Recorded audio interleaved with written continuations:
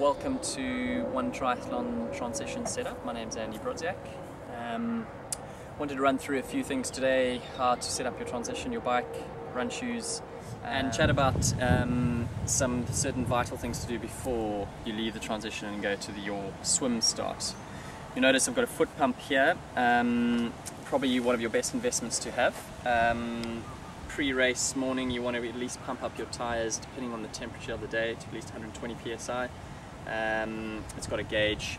Get that sorted out before you get your wetsuit on and the pump goes away to the side to your bag. You'll notice I've got a fairly simple setup here. Running shoes, got a little gel flask there. You can either have a energy gel in the sachet ready for your run start to grab on the way out. That's what that's for. I would use a brightly coloured towel, that way you can actually find your bike when you come out of the swim, when you're a bit disorientated, and all the bloods in your upper body, you find very strange how wobbly you actually are on the legs.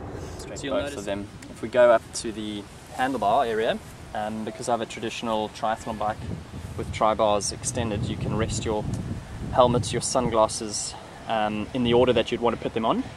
So you'd notice my number belts resting in the end. That's the first thing to go on, then the sunglasses, then the helmet. When you approach your bike from the swim exit, you then dump your wetsuit and goggles next to your bike, ideally towards the back so you don't get in the way. And generally your bike will be on an A-frame, your saddle will be like on the pole on the A-frame, or over here in the transition with another bike racked about a half meter away. So that's generally the amount of space you have. Okay, so here we have the bike shoes next to the run shoes as option one to get the bike shoes on your feet to get out after the swim. You notice I've got a triathlon specific shoe, generally one strap, basically aimed with ease to get your feet in.